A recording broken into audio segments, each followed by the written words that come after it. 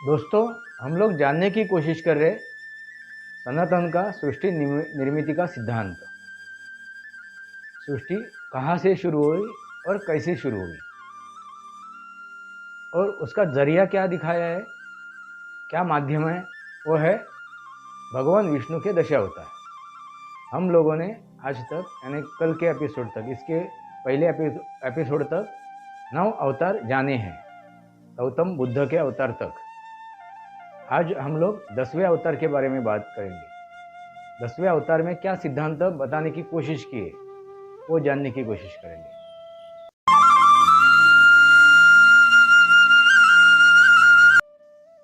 नमस्कार दोस्तों, सनातनी वास्तव इस YouTube चैनल पे आपका सहर्ष स्वागत है। मैं आपका दोस्त राजेश वासंती साबाजी केलुस्कर। दोस्तों, हम लोग जानने की कोशिश कर रहे सृष्टि का निर्मिति का सिद्धांत। सृष्टि निर्मिति का सिद्धांत वो किस स्वरूप में बताने की कोशिश की गई है, वो है भगवान विष्णु के दश अवतार। शुरुआत कहाँ से है? पहला अवतार कौन सा है? तो मत्स्य अवतार, यानी जलचर प्राणी, जलचर, उभयचर और भूचर, यानी मत्स्य। बाद में कूर्म अवतार, वराह अवतार, यानी जलचर, उभयचर और भूचर। ऐसे करते करते हम लोग 9वें अवतार तक आए थे। इस पूरे अवतार तक, यानी पहले अवतार से लेके 9वें अवतार तक या आज के 10वें अवतार तक क्या स्थित्यांतर हुआ है, किस किस चीज़ में बदलाव हुआ है, उत्क्रांति किस चीज़ में हुई है, वो है शरीर और बुद्धि। बुद्धि का और शरीर का उत्क्रांति हुई है, बदलाव हुए है। बुद्धि का विकास पूरा हुआ है। वामन अवतार से लेके आहिस्ता आहिस्ता उस बुद्धि का विकास पूरे तरह से हुआ है।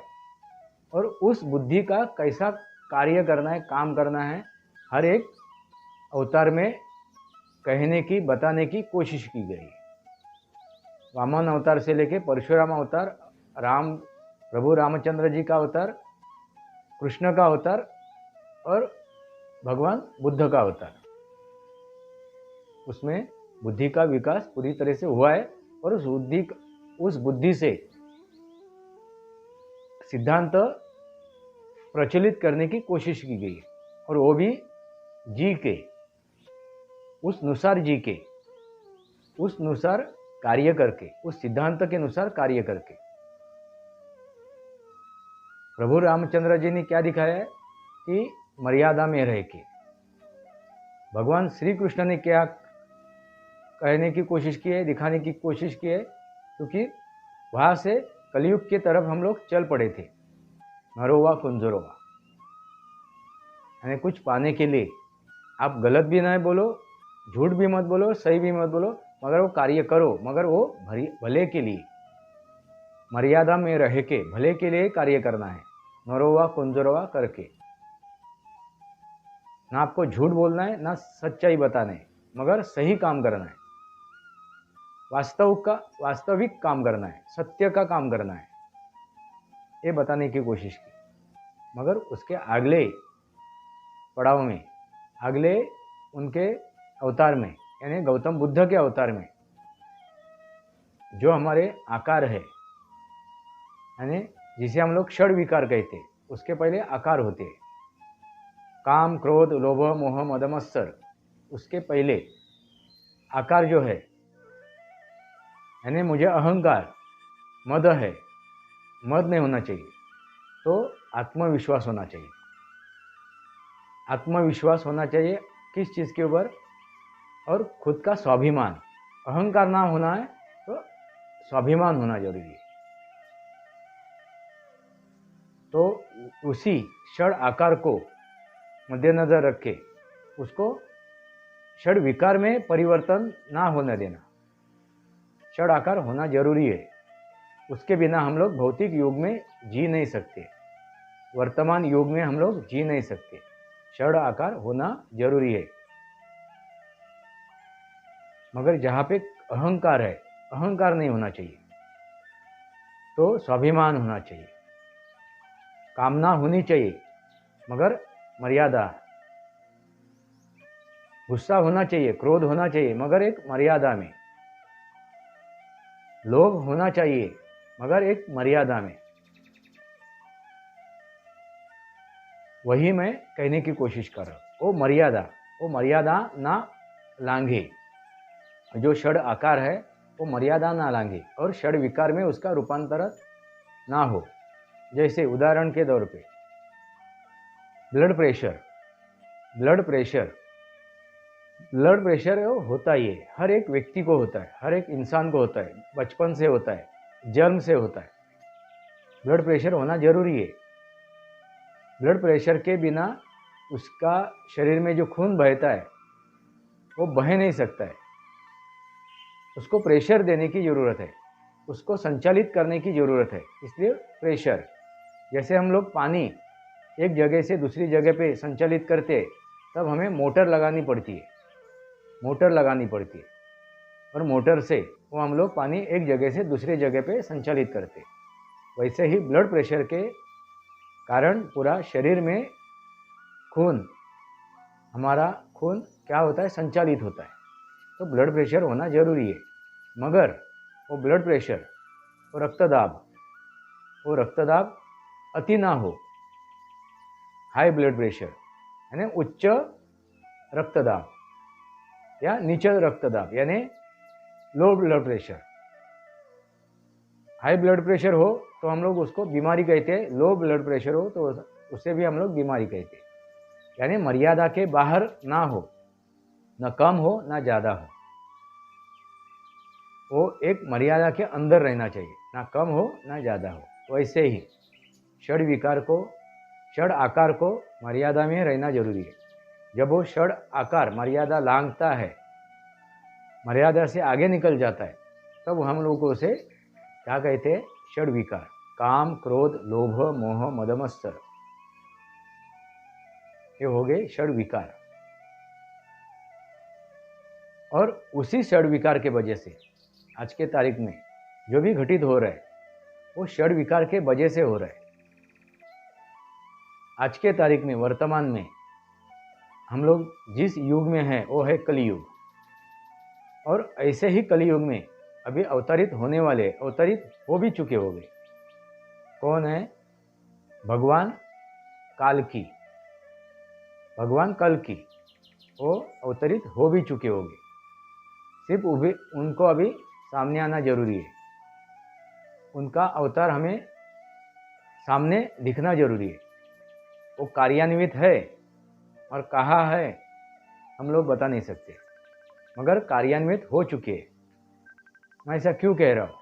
क्योंकि देखिए, षड आकार पे अभी इंसान काबू पाना शुरू कर दिए। ऐसा ऐसा हम लोग अभी सत्ययुग के तरफ जा रहे हैं। सतयुग की शुरुआत हो चुकी है, यानी सत्य हम लोग जान पा रहे हैं। आज के तारीख में भ्रमित करने वाले चीज़ें ज़्यादा है, झूठ ज़्यादा फैला हुआ है, गलत बातें फैली हुई है, गलत अध्ययन हम लोग कर रहे हैं। अभी देखिए, एक एक चीज़ें हमें सामने आ रही है, सच्चाई हमारे सामने आ रही है। सनातन क्या है, सनातन का वास्तविक स्वरूप क्या है, अपने अपनी तरफ से लोग कार्य कर रहे हैं। आज मैं भी कर रहा हूँ। मैं आपके सामने ये जो दशा अवतार की बात कर रहा हूँ, सृष्टि की निर्मिति की बात कर रहा हूँ, उस सिद्धांत की बात कर रहा हूँ। उसका मतलब क्या है? आज हम लोग वास्तविक स्वरूप में समझने की कोशिश कर रहे हैं। वास्तव क्या है, सच्चाई क्या है। इसका मतलब है हम लोग आहिस्ता आहिस्ता सनातन के तरफ चल चुके हैं। कली कोई भी, जितने भी अवतार आपने देखे, समझे, सुने हैं, वो एक क्या है, जीने का एक रहस्य है। वही रहस्य मैं आपको बता रहा हूँ। हर एक जो दश अवतार है, जो दश सिद्धांत है, वह हम में समाये हुए, हर एक इंसान में समाये हुए, मगर हम लोग आहिस्ता आहिस्ता उसको भूल चुके थे। सत्य युग से हम लोग आगे जैसे बढ़ रहे थे वैसा ऐसे हम लोग एक एक उसके सिद्धांत भूल गए थे। ऐसे करते करते हम लोग कलयुग में आके पहुँचे हैं। और कलयुग का मतलब क्या है? कलह। दोस्तों अभी देखिए, इंसान यानी पर्सनल, वैयक्तिक एक इंसान यानी मैं हूँ, तो मेरे दिमाग में भी ऐसा कलह है। क्या सच है, क्या झूठ है? कौन वाकई में सच्ची बात कर रहा है, कौन वाकई में झूठ बात कर रहा है? ऐसा मेरा मन भी दोलायमान हो जाता है। यानी वैयक्तिक स्वरूप में भी वो कलह अपने दिमाग में चालू होता है, चालू रहता है। वही है कली। यानी मैं ही मेरे इस दूसरे मन को कहता हूँ नहीं ये सही है, नहीं वो गलत है। जब तक मैं वास्तव नहीं समझता हूँ तब तक वो द्वंद्व होता रहता है। वह है कली। और उसको इसके ऊपर प्रभुत्व लाना है तो कल्कि को वो सिद्धांत, कल्कि का सिद्धांत हमें समझना जरूरी है। और वही सिद्धांत मैं समझाने की कोशिश कर रहा हूँ। दोस्तों सिर्फ समाज में दिक्कत नहीं है तो अपने वैयक्तिक जीवन में भी वो दिक्कत है, कलह है। वैसा ही पूरे समाज में एक कलह है। समाज में अलग अलग गुट पड़े हुए, हम लोग एक दूसरे से झगड़ रहे हैं, धर्म के नाम के ऊपर, जाति के नाम के ऊपर, वर्ण के नाम के ऊपर। यानी अपना मैं गोरा हूँ, वो काला है, वर्ण के नाम के ऊपर, बोली भाषा के नाम के ऊपर।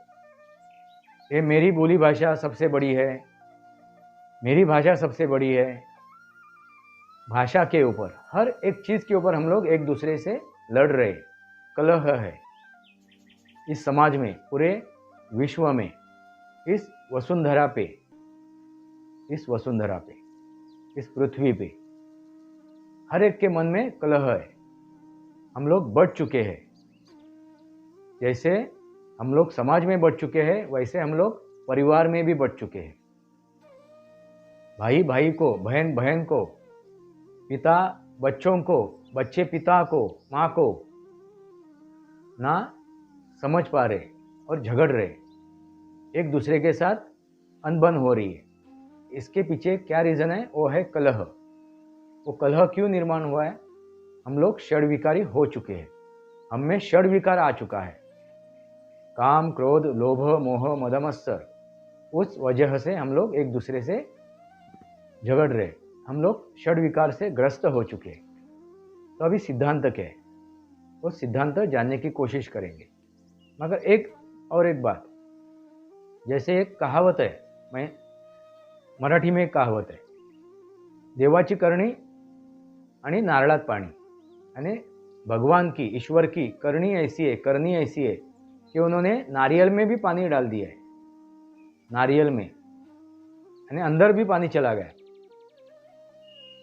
देखो दोस्तों, ये चमत्कार नहीं है, ये विज्ञान है। मगर उस नारियल के फल में पानी आ चुका है, इसलिए हम लोग क्या कहते हैं? भगवान की करनी, ईश्वर की करनी और नारियल में पानी। मैंने वैसी ही कहावत बनाई है, दूसरी कहावत मैंने बनाई हुई। वो क्या है?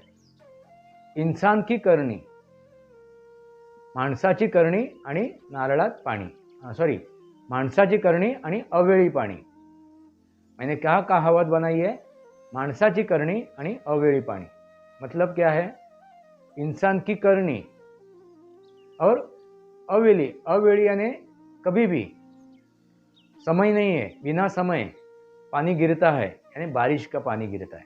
बारिश कभी भी आ जाती है, किसी भी ऋतु में आ जाती है। बारिश का ऋतु नहीं है। तभी अभी हमारा कौन सा ऋतु चालू है? ठंड का मौसम चालू है, उस मौसम में भी पानी, बारिश गिरती है। अभी इसके आगे गर्मी का मौसम आ जाएगा, तो उस गर्मी के मौसम में भी पानी गिरता है, बारिश गिरती है। वो क्यों हो रही है? ये इंसानों के वजह से, इंसानों के वजह से हो रहा है, क्योंकि हम लोगों ने पर्यावरण का ह्रास किया हुआ है, पर्यावरण का ह्रास किया है।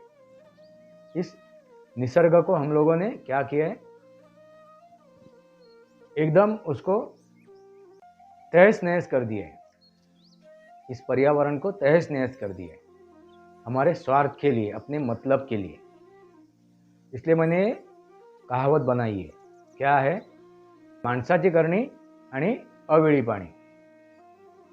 जैसे भगवान की करनी और नारियल में पानी, वैसे इंसान की करनी और गलत टाइम पे गलत वक्त पे बारिश यानी पानी। आप समझ चुके होंगे ये क्यों हो रहा है कि हम लोग षड विकार से ग्रस्त है, और इस षड विकार के से ग्रस्त होने के कारण हम लोगों ने सृष्टि को नेस्तानाबूद किया है, उसका ह्रास किया है, उसका विध्वंस किया है, और हम लोग अभी अपना जो अंत है उस तरफ हम लोग चल रहे हैं। दोस्तों, कली का सिद्धांत क्या है, कल्कि का सिद्धांत क्या है, मैं आपको बताऊंगा, मगर मैं उसको अगले एपिसोड में कहूँगा। क्यों? मेरे एक श्रोता है, उन्होंने क्या कहा कि आप 10 मिनट के आसपास का वीडियो बनाइए, 10 मिनट, 12 मिनट, 15 मिनट के आसपास। इसलिए मैं ये वीडियो रोक रहा हूँ, मेरी बातें रोक रहा हूँ। मैं अगले एपिसोड में बात करूँगा, जो आधी अधूरी बची हुई बात है मैं अगले एपिसोड में आपको कहूँगा, सिद्धांत क्या है विस्तृत स्वरूप में। सनातनी वास्तव इस मेरे YouTube चैनल को सब्सक्राइब कीजिए, बेल आइकन दबाइए, मेरे विचार सही लगे तो लाइक कीजिए, आपके विचार कमेंट बॉक्स में लिखिए। आज के लिए इतना ही। भारत माता की जय, वंदे मातरम। जय भारत, जय महाराष्ट्र, जय सनातन।